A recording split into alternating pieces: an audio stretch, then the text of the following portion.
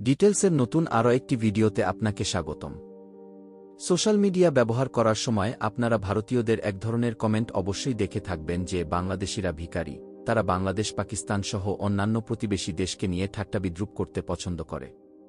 এটা এখন এতটাই কমন হয়েছে আপনি বেশিরভাগ ভিডিওর কমেন্ট সেকশনে এই ধরনের কমেন্ট দেখতে পাবেন। এসব দেখার পর অবশ্যই আপনার মনে একটা প্রশ্ন জেগেছে যে বাংলাদেশ কি এতটাই গরিব আর ভারত কি এতটাই ধনী? চলুন আজকের ভিডিওতে আমরা বিষয়টি সম্পর্কে জানার চেষ্টা করব। বাংলাদেশকে ছোট করতে ভারতীয়রা যে বিষয় সবচেয়ে বেশি ব্যবহার করে তা হল ভারতের $3.568 ট্রিলিয়ন জিডিপি, আর বাংলাদেশের জিডিপি $461 বিলিয়ন। ঋণের জন্য ভিক্ষা করছে হা হা হা, অথবা বাংলাদেশ একটি ব্যর্থ রাষ্ট্র বলেও তাদের ঠাট্টা করতে দেখা যায়।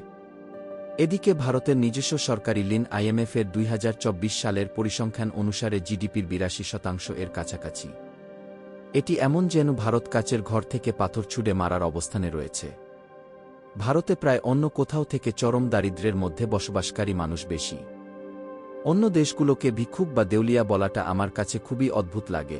ভারতের জিডিপি ভালো, কিন্তু যখন ভারতের নিজেদের বেশিরভাগ মানুষ পৃথিবীর সবচেয়ে দরিদ্রতম স্থানগুলির চেয়েও খারাপ পরিস্থিতিতে জীবনযাপন করছে এবং তারা অন্যদের দিকে আঙুল তুলছে। আপনি কি কখনো মার্কিন যুক্তরাষ্ট্রকে অন্য দেশকে ভিক্ষুক বলতে শুনেছেন? চীন, যুক্তরাজ্য, Japan, France, Germany, Canada, Russia এইসব দেশ এত উন্নত হয়েও কি অন্য দেশকে ভিক্ষুক বলে? তারা অর্থনৈতিকভাবে শক্তিশালী হলেও আপনি তাদের এই ধরনের নামে ডাকতে দেখবেন না। কিন্তু ভারতীয় কোনো সংবাদ চ্যানেলে বা বিনোদনমূলক অনুষ্ঠান বা কমেন্ট স্ক্রোল করার সময় আপনি তাদের আনন্দের সাথে শ্রীলঙ্কা, বাংলাদেশ এবং পাকিস্তানকে দেউলিয়া বলে চিহ্নিত করতে দেখবেন, অথবা সুযোগ পেলেই তাদের সংগ্রামের কথা মনে করিয়ে দিতে দেখবেন। একটা মজার ব্যাপার হল, যদি আপনি ভারতের শীর্ষ 10% উপার্জনকারীকে বাদ দেন, তাহলে বিলিয়নিয়ার এবং টেক জয়েন্ট ছাড়া বাকি 90% মানুষের মাথাপিছু আয় অনেক সাবসাহারান আফ্রিকান দেশের চেয়ে কম। বিশ্বব্যাপী ক্ষুধা সূচকের কথা ভুলে না যাই, ওয়ার্ল্ড হাঙ্গার ইন্ডেক্সে বাংলাদেশ, যে দেশটিকে তারা উপহাস করতে সবচেয়ে ভালোবাসে, সেখানে ভারতের চেয়ে ধারাবাহিকভাবে ভালো অবস্থানে আছে।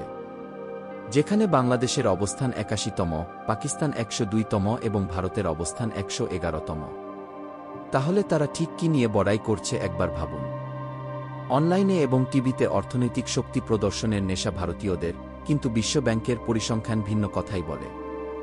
2024 সালে ভারতের জিডিপি প্রায় $3.9 ট্রিলিয়ন দাঁড়িয়ে থাকতে পারে, যা এটিকে বিশ্বের 5ম বৃহত্তম অর্থনীতিতে পরিণত করবে। খারাপ নয়, তবে এখানেই পরিস্থিতি জটিল হয়ে ওঠে যখন আপনি এটিকে মাথাপিছু আয়ে ভাগ করেন, যা বছরে মাত্র $2,700।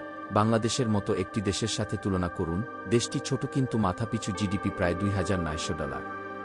প্রতিটি দেশেরই সংগ্রাম আছে। তবে আমেরিকা, চীন, জাপান, ইউরোপের নাগরিক বা মিডিয়াকে অন্য সবাইকে ভিক্ষুক বলে দৌড়াদৌড়ি করতে দেখা যায় না ভারতের মতো। তাই দয়া করে অন্যকে নিয়ে উপহাস করার আগে নিজের অবস্থান নিয়ে ভাবুন।